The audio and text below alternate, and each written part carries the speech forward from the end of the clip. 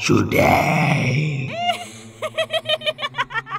काही नाही ग, फक्त स्वप्न होतं ते. इतका काय विचार करतेस? हो, पण ते किती भयानक होतं.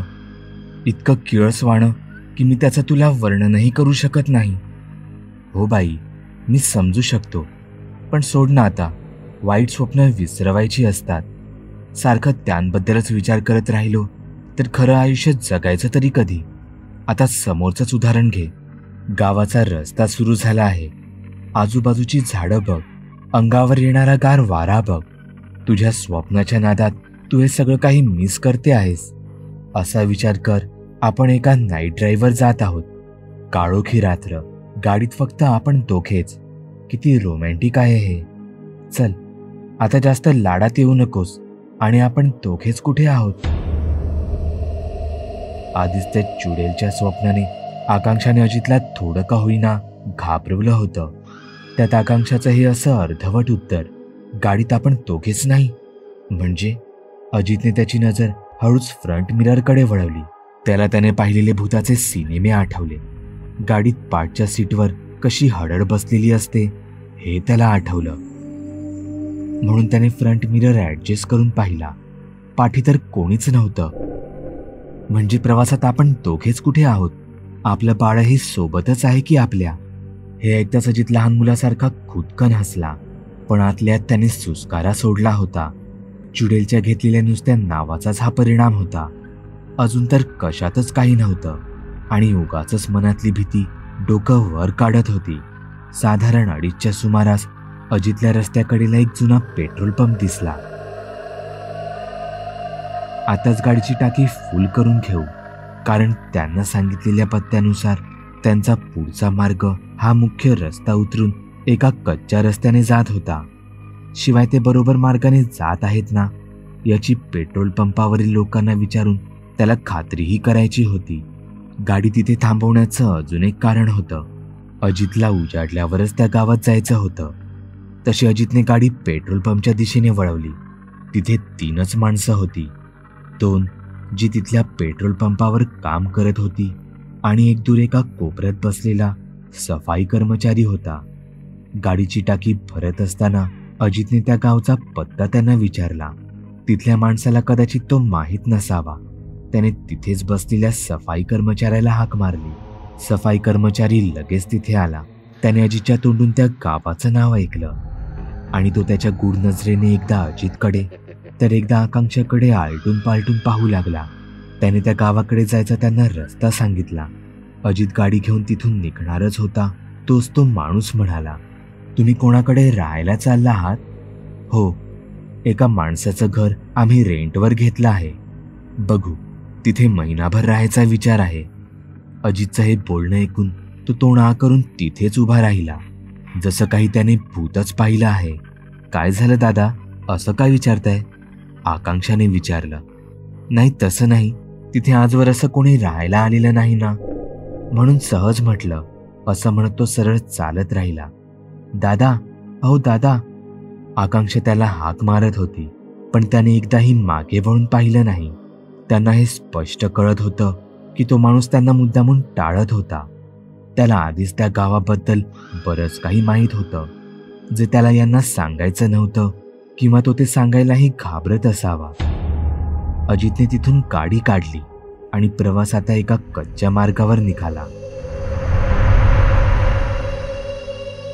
आकांक्षा त्या सफाई कर्मचाऱ्याच्या चेहऱ्यावरचे प्रत्येक हावभाव पुन्हा पुन्हा आठवत होती.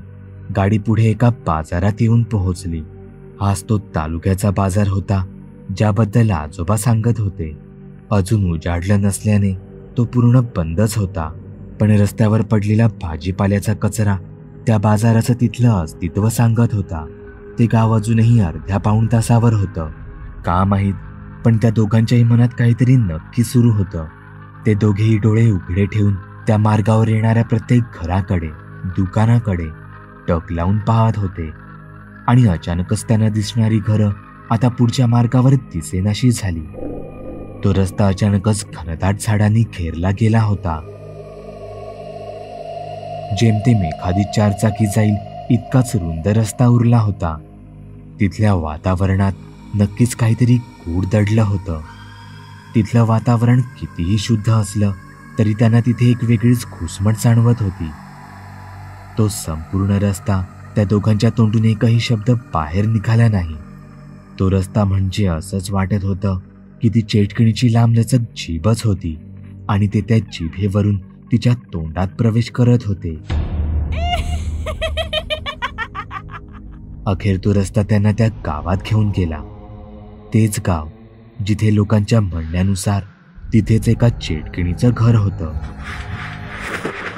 अजितने घड्याळात पाहिलं. रात्रीचे 3:30 वाजले होते. त्याने गाडी तिथेच कडेलाच लावली. त्याला आधी आजोबांचं नेमकं घर कुठे होतं ते पाहायचं होतं. इतक्या पहाटे इथे पोहोचू असं यांना चुकूनही वाटलं नव्हतं. टॉर्च ही इतर सामानांसकट बॅगांमध्येच भरली होती. अजितने गाडी बंद केली आणि तो गाडीतून बाहेर उतरून गाडीच्या पाठच्या सीटवर गेला.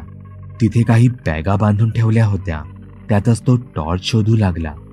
गाडी बंद होताच तिथली स्मशान शांतता आकांक्षाला जाणवू लागली.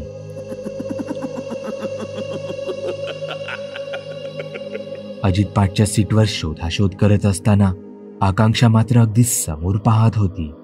त्या पायवाटेवर असलेला तो संपूर्ण अंधारा रस्ता. इतक्यात तिला दूरवर काहीतरी हालचाल दिसली. तिने नीट डोळे बारीक करून पाहिलं. रस्त्यावर मधोमध कोणीतरी बसलं होतं. आकांक्षाला विश्वासच बसला नाही. तिने तिच्या हाताच्या दोन्ही बोटांनी आपले डोळे चोळून पुन्हा एकदा पाहिलं. हो, तिथे कोणीतरी अजूनही बसून होतं आणि ती एक बाईच होती. ती आकांक्षाच्याच दिशेने पाहत होती. आकांक्षाच्या शरीरातून एक भीतीची लहर गेली. तिने चटकन गाडीची लाईट चालू केली. गाडीची हेडलाईट पडताच ती बाई कुठे क्षणात गायब झाली. पाठी बसलेला अजित मात्र गडबडला. काय ग, काय झालं अचानक तुला? आकांक्षा अजूनही तिथेच पाहत होती. ती घाबरली होती, पण तिने हे अजितला सांगणं मुद्दामून टाळलं.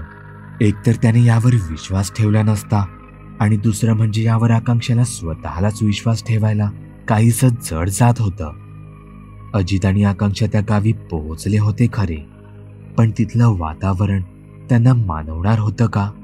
तिथे खरंच त्यांचा चेटकिणीशी सामना होणार होता का? जाणून घेण्यासाठी पाहायला विसरू नका चुडेलचा 4था भाग. चुडेल.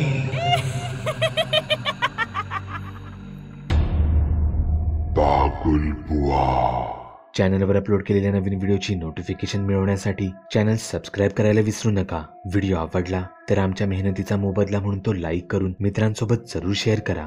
चॅनलवरचे इतर व्हिडिओ पाहण्यासाठी इथे क्लिक करा. तसेच चॅनलवरची प्लेलिस्टही चेक करा. दर दिवशी नवनवीन भूतांचे व्हिडिओ बनवून मी तुमचं मनोरंजन करत राहू याची खात्री बाळगा.